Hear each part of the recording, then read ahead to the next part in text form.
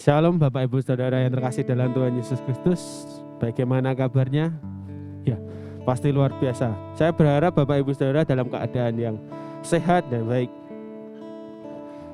Saya mengajak Bapak Ibu Saudara untuk bersama-sama bersukacita. Kita akan bersama-sama pujikan Kecaplah dan Lihatlah.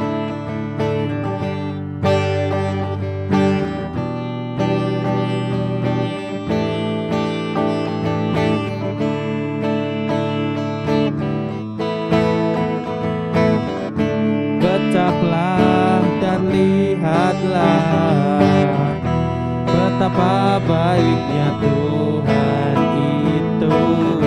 Rasakan dan nikmati kasih setia Tuhan. Kecaplah dan lihatlah. Kecaplah dan lihatlah betapa baiknya Tuhan itu. Rasakan dan nikmati kasih setia Tuhan.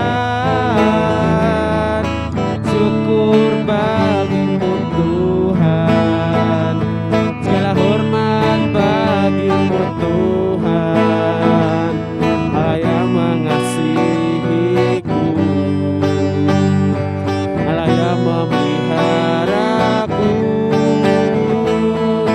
Syukur bagimu Tuhan, segala hormat bagimu Tuhan, Allah yang mengasihiku,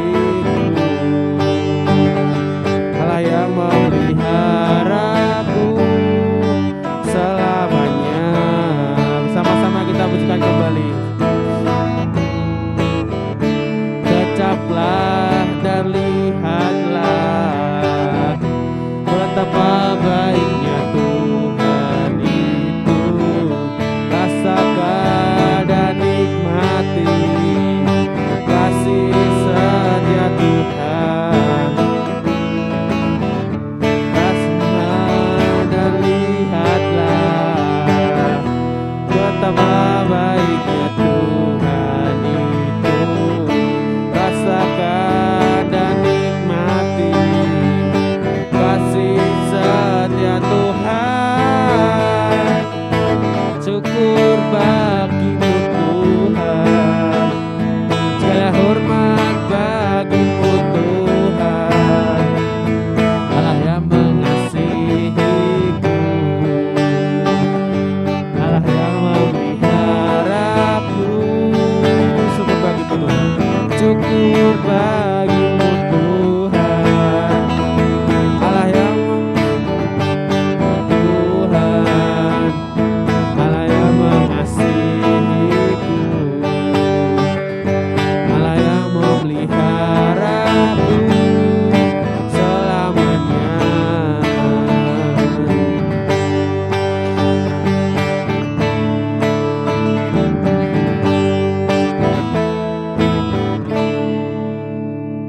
Ya, puji Tuhan.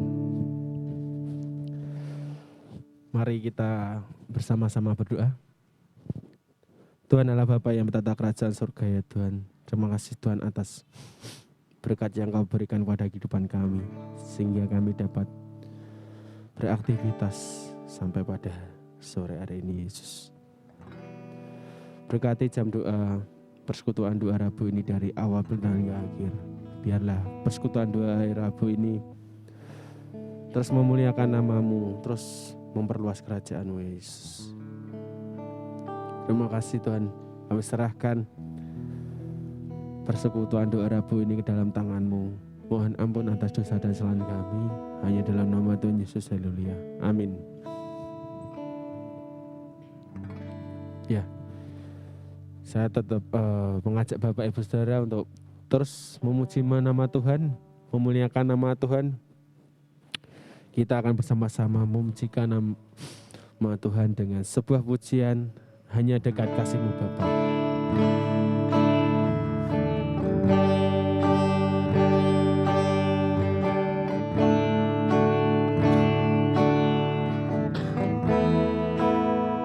Hanya dekat kasih-Mu Bapa.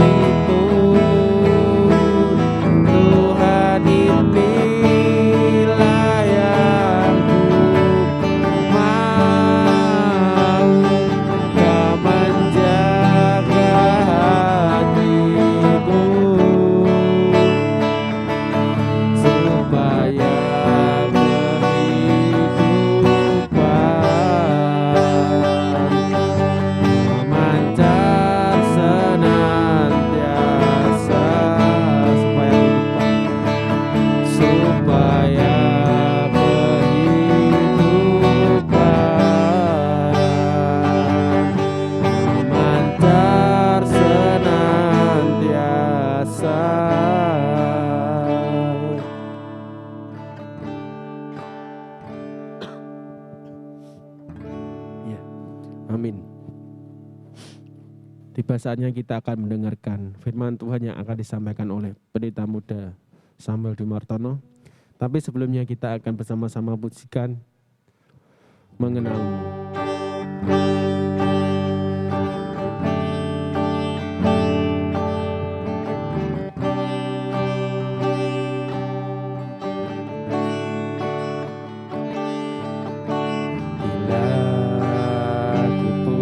Mataku melihat wajahmu, ku terkagum bila melihat hidupku dan karya tanganmu, ku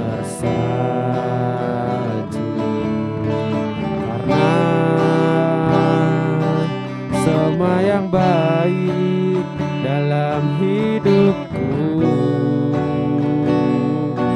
itulah karyamu. Kau beri kesempatan yang baru, dan ku ingin mengenalmu Tuhan lebih dalam dari yang ku kenal. Tiada kasih yang melebihimu, ku ada untuk menjadi penyembahmu. Sama-sama buka hati bila ku buka mataku, bila ku buka mataku,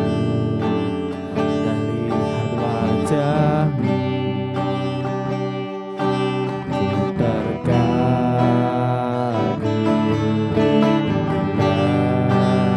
ku lihat hidupku dan karya tanganmu, ku tersanjung karena semua yang baik dalam hidupku, itulah karyamu. Kau beri kesempatan yang baru, dan ku ingin mengenalmu Tuhan lebih dalam dari semua yang ku kenal.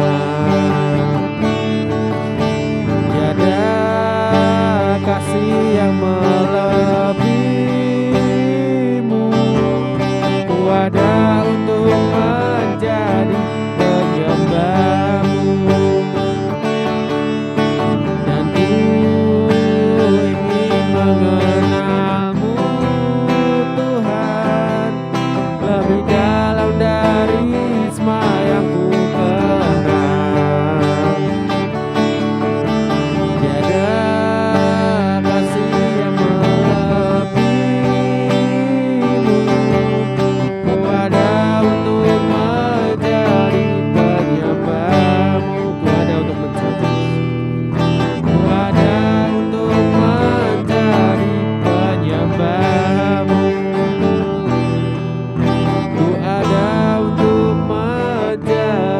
Penyembahmu.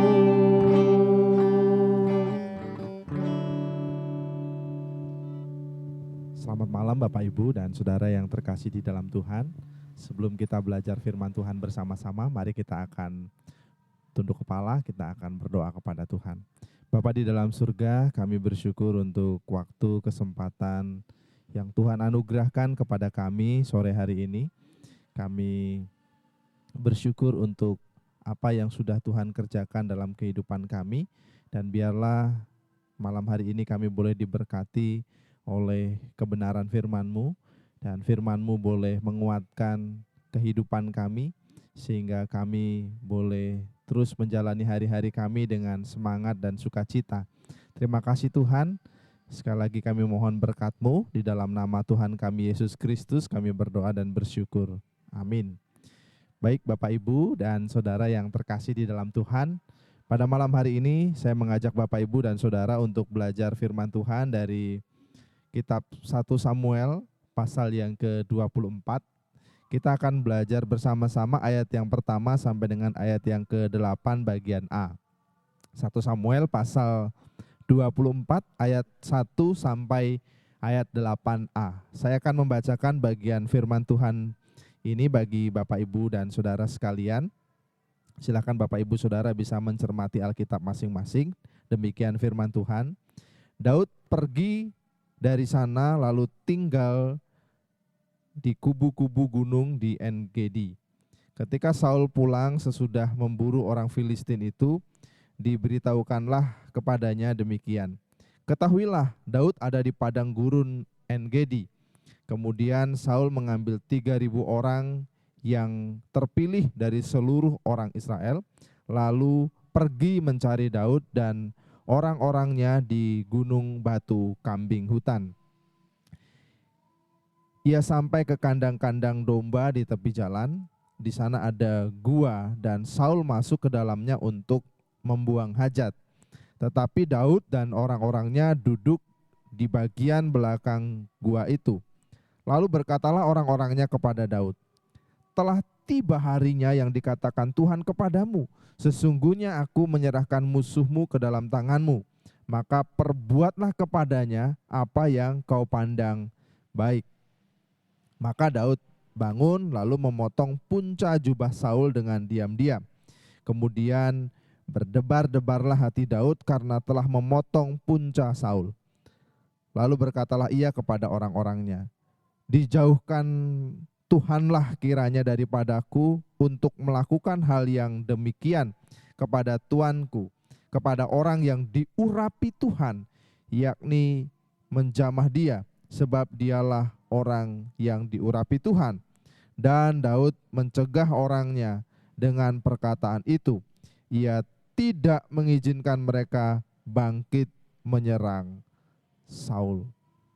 Nah Bapak Ibu Saudara yang terkasih di dalam Tuhan, renungan firman Tuhan pada malam hari ini saya beri judul pembalasan itu haknya Tuhan. Nah Bapak Ibu, kita semua pasti mengenal Daud dengan baik. Kita mengenal Daud karena dia adalah seorang raja Israel yang cukup berhasil pada masanya. Daud menjadi pemimpin yang luar biasa ketika dia dipercaya oleh Tuhan untuk menjadi raja Israel. Namun demikian perjalanan Daud untuk menjadi raja Israel tidak mudah, tidak mulus. Ya, ada banyak tantangan yang harus Daud lalui sebelum ia benar-benar memimpin Israel sebagai seorang raja. Meskipun pada waktu itu sesungguhnya dalam cerita ini Daud sudah dilantik, disahkan, sudah diurapi oleh Samuel untuk dipersiapkan menjadi seorang raja Israel menggantikan Saul. Tetapi pada waktu itu Saul masih menjadi pemimpin Israel. Saul masih menjadi seorang raja di Israel. Dan kita tahu karena terbakar oleh api cemburu, Saul ini berusaha untuk menyingkirkan Daud. Saul berusaha untuk membunuh Daud. Sehingga kemanapun Daud pergi, Saul berusaha untuk mengejar Daud. Bahkan kalau kita melihat di dalam teks yang kita baca pada malam hari ini, ketika Saul mendengar Daud ada di En-Gedi, dia menyiapkan orang-orang pilihan, orang-orang terbaiknya. Dikatakan di situ ada 3.000 orang yang dipilih oleh Saul untuk menangkap Daud. Saudara bisa membayangkan orang pilihan Saul adalah orang-orang yang luar biasa pastinya. Dan ketika Saul membawa orang-orang pilihannya, di situ kita bisa melihat bahwa Daud ini disejajarkan dengan seorang penjahat oleh Saul. Sehingga dia harus membawa orang-orang pilihannya. Dan kita bisa melihat ketika Saul tiba di daerah pegunungan En-Gedi, di situ dia masuk ke dalam sebuah gua untuk membuang hajat di situ. Dan di saat yang bersamaan Daud dan juga orang-orang yang mengikuti dia, yang menyertai dia, berada di belakang gua itu. Sehingga kita bisa melihat di dalam ayat yang kelima tadi, berkatalah orang-orangnya Daud kepada Daud bahwa inilah waktunya, inilah kesempatan yang besar. Karena ketika Saul masuk ke gua itu, dia masuk seorang diri, dan itu menjadi kesempatan sesungguhnya bagi Daud untuk bisa menghabisi Saul di dalam gua itu. Sehingga anak-anak buah Daud berkata kepada Daud, ayo gunakan kesempatan ini, lakukan apa yang engkau pandang baik. Nah, Bapak Ibu Saudara yang terkasih di dalam Tuhan, tentu saja ketika melihat Saul berada di dalam gua, ya, dan itu seorang diri, ini menjadi kesempatan besar sesungguhnya bagi Daud untuk bisa melampiaskan atau membalaskan dendamnya. Karena selama ini Daud sudah dikejar-kejar oleh Saul, Daud tidak nyaman, Daud tidak bisa hidup tenang, Daud harus pergi dari satu tempat ke tempat yang lain. Maka ketika situasi ini terjadi, ini menjadi kesempatan besar bagi Daud untuk bisa bebas dari Saul. Ya, saya percaya ketika Daud bisa membunuh Saul, maka Saul tidak akan lagi mengejar-ngejar Daud. Demikian juga mungkin ada kesempatan besar bagi Daud untuk segera menjadi seorang raja, menggantikan Saul sebagaimana yang dikatakan oleh Samuel dalam pelantikan Daud pada waktu itu, bahwa dia akan menggantikan Saul. Nah, tetapi Bapak Ibu Saudara yang terkasih di dalam Tuhan, alih-alih menggunakan kesempatan untuk membunuh Saul yang sedang sendirian di dalam gua, mari kita perhatikan di dalam ayat yang ke-5 bagian B, ya. Maka Daud bangun lalu memotong punca jubah Saul dengan diam-diam. Inilah yang dilakukan oleh Daud.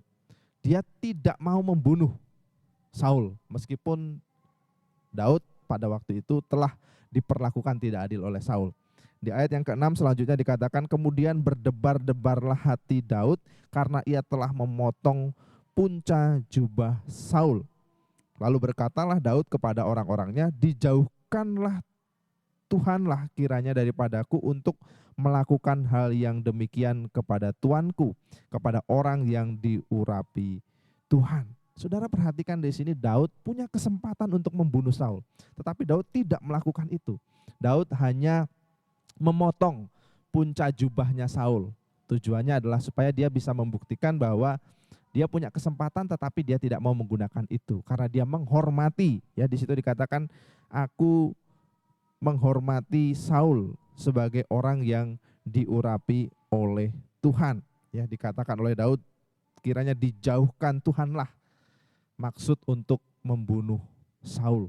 Nah, Bapak Ibu Saudara yang terkasih di dalam Tuhan Yesus Kristus, luar biasa ya teladan yang dilakukan oleh Daud ini. Bahkan di ayat berikutnya kita bisa melihat di dalam ayat yang ke-9, kemudian bangunlah Daud, ia keluar dari dalam gua itu dan berseru kepada Saul dari belakang, katanya, Tuanku Raja.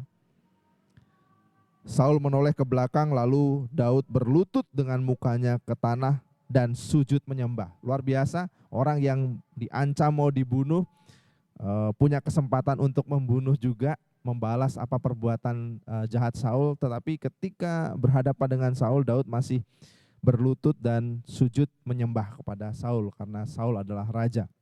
Lalu berkatalah Daud kepada Saul, mengapakah engkau mendengar perkataan orang yang mengatakan sesungguhnya Daud mengikhtiarkan celakamu?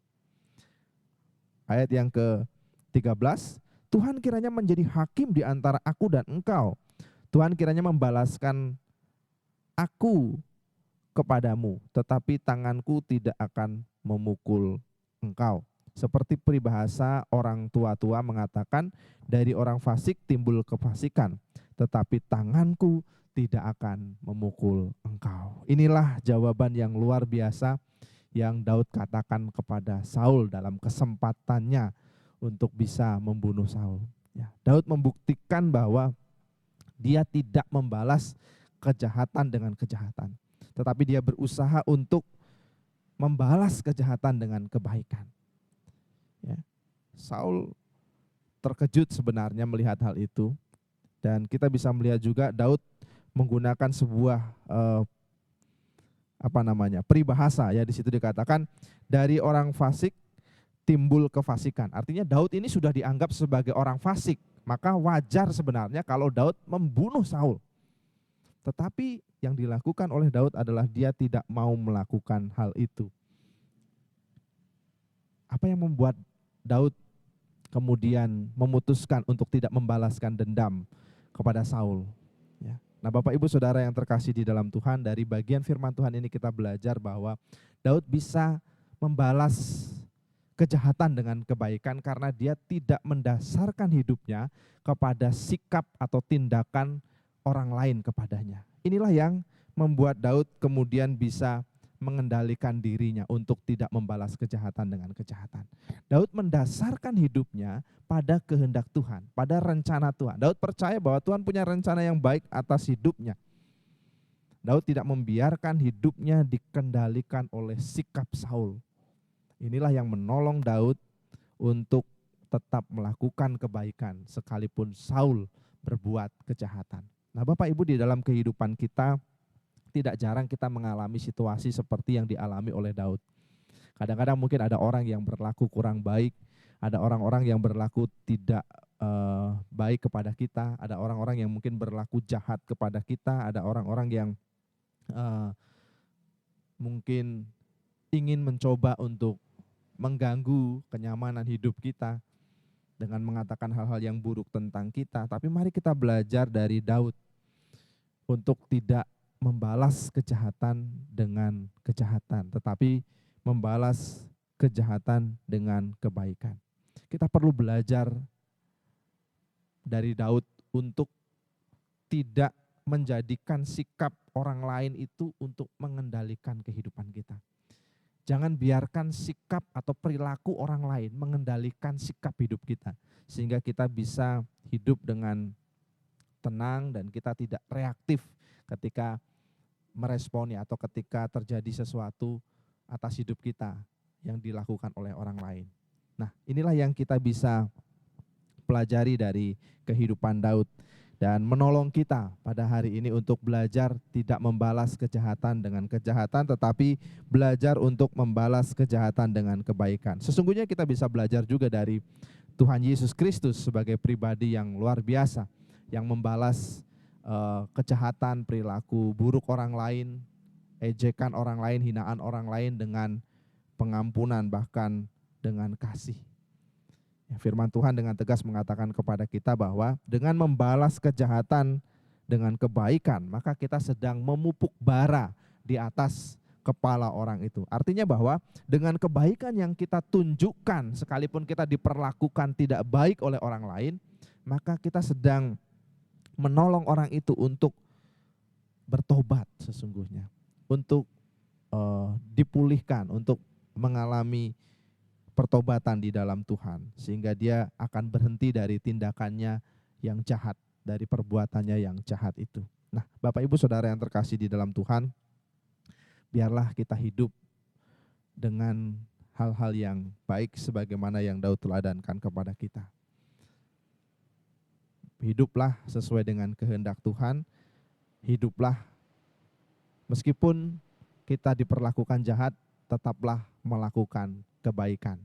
Amin. Mari kita tunduk kepala, kita akan berdoa bersama-sama.